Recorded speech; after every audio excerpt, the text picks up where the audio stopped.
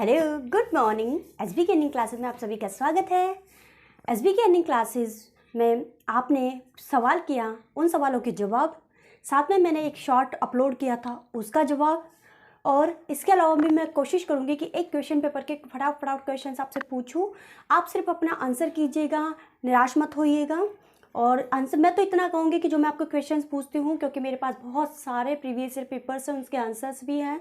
मैंने Telegram channel पर भी उसको अपलोड कर दिया है, आप वहाँ से भी देख सकते हो। आप कहें कि मैम इस पेपर में तो कुछ दिख नहीं रहा है, बहुत लाइट उसकी प्रिंट है, तो इसमें मेरी कोई गलती नहीं है, क्योंकि जो RMSSB है, जो RPSC है, जो RBSC है, उन्होंने जिस तरीके से पेपर को अपलोड कर रखा है, वो उल्टा सुल्टा कर रखा हो, चाहे हल्का कर रखा हो, चाहे लाइट कर रखा हो, डार्क कर रखा हो, एज इट इज़ उसको मैंने डाउनलोड किया है। डाउनलोड करने के बाद उसके आंसर्स मैंने लगाए हैं और उसके बाद मैंने आपको टेलीग्राम पर उसको डालने की कोशिश की है। हाँ, ये ज़रूर हो सकता है कि थोड़ा टेढ़ा हो पेज, थोड़ा सा सीधा हो, थोड़ा सा उस पर मोबाइल की छाया पड़ गई, तो वो बात अलग है। देखिए, मुझे इतना अभी डिजिटली आता नहीं है, मैं धीरे धीरे आपके लिए बहुत कुछ करने की कोशिश करूँ। मेरा तो बहुत बड़ा प्रयास था कि अगर मेरा ये चैनल ग्रो कर जाता, मोनेटाइज हो जाता, तो मैं फेस टू फेस आपको लाइव आपके लिए बहुत कुछ लाने वाली थी। लेकिन कुछ भी वक्त से पहले नहीं होता है, कोई बात नहीं है, हमें सिर्फ अपने प्रयत्नों को लगातार बने रहना है। तो सबसे पहले तो मैं बात करूंगी क्या जो मैंने कल वीडियो अपलोड शॉर्ट अपलोड किया था। शॉर्ट में मैंने आपसे कहा था कि जो आपका है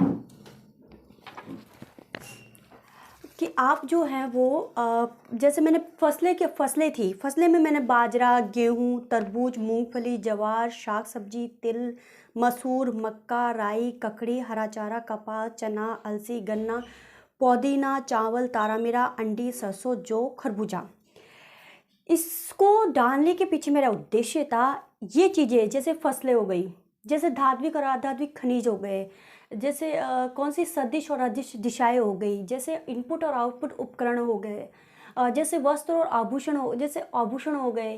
तो ये चीज़ें क्या करती है कि जितनी बार हम पढ़ते हैं उतनी बार हमारे दिमाग से ये क्या होती है, स्लिप हो जाती है, फिसल जाती है। तो इनको याद करने की बहुत ही अच्छा तरीका मैं बताने की कोशिश करूँगी। हो सकता है जिसको मानना है मानिएगा, लेकिन ये काम करेगा, 100% काम करेगा और एकदम फेविकॉल की तरह चिपकने वाला काम करेगा। तो आप क्या कीजिएगा, ये चीज़ें जिस तरीके से मैंने आपको ये चार्ट दिया है ना, उसी तरीके से आप इसमें बहुत कुछ और भी फसलें इसमें ऐड कर सकते हैं। जो टॉपिक हमने थोड़ी देर पहले मैंने बोले ना, सारी चीज़ें, कंप्यूटर, इनपुट आउटपुट उपकरण, सदिश दिशाएँ, आभूषण, है ना। तो ये चीज़ों का क्या कीजिए, आप चिट बनाइए, आप एक पेज पे उसको रैंडम लिखिए।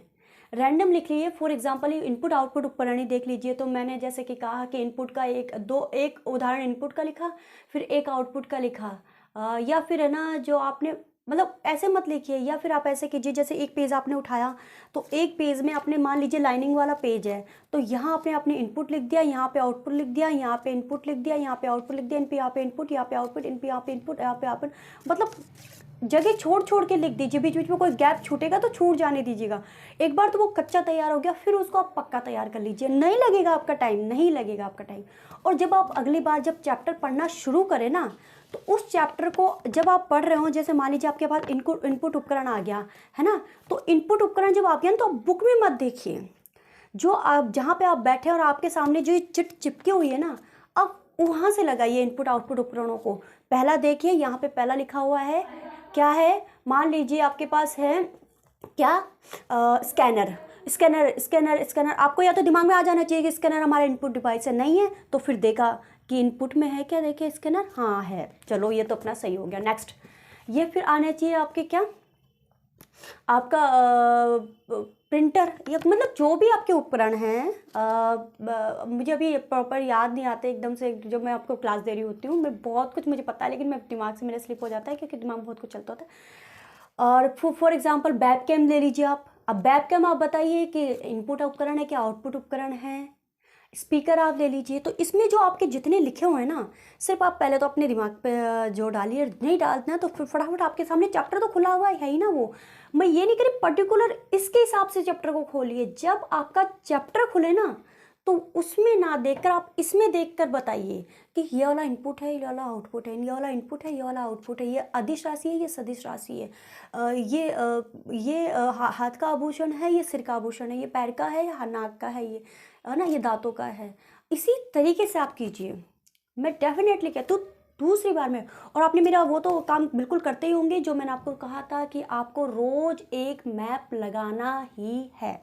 वो अगर मैप जिसने लगाना शुरू कर दिया होगा ना, वो तो मुझे दिल से थैंक्स कहता होगा, क्योंकि मैम ने हमें बिल्कुल मतलब भटकने से बचा लिया है। हमारे जो याद नहीं होते थे वो हमारे कंसेप्ट बिल्कुल क्लियर होने लगे हैं। उसके साथ साथ एक पढ़ने के साथ साथ हमारी 3 चीज़ें क्लियर होने लगी है। चलिए ज़्यादा बात टाइम ख़राब नहीं करूँगी। नेक्स्ट पॉइंट था आपका क्या कि मैम पढ़ तो बहुत लिया, क्वेश्चन पेपर हम लगाए या नहीं लगाए। तो मैंने आपसे शुरू से ही कहा था, मैंने आपको क्वेश्चन पेपर नहीं लगाने के लिए नहीं कहा था, मैंने आपको ये कहा था कि आप प्रीवियस से पेपर्स लगाइए, जिसमें चाहे ग्राम विकास अधिकारी का हो, चाहे आपका फर्स्ट ग्रेड हो, चाहे संस्कृत शिक्षा विभाग का हो, चाहे थर्ड ग्रेड हो, चाहे सेकंड ग्रेड हो, वो फर्स्ट पेपर आप लगाइए। सब्जेक्ट पेपर आप अपने हिसाब से लगाइए, सब्जेक्ट पेपर भी आप लगा सकते हैं, second grade, first grade, third grade का। लेकिन जो फर्स्ट पेपर है वो सभी लगाइए। आप सभी के लिए मैसेज है कि वो सभी लगाइए। आप ये वाली बात आ गई कि आपको पेपर लगाने हैं और आप धमाके से लगाने, एक दिन में 2, 3, 4।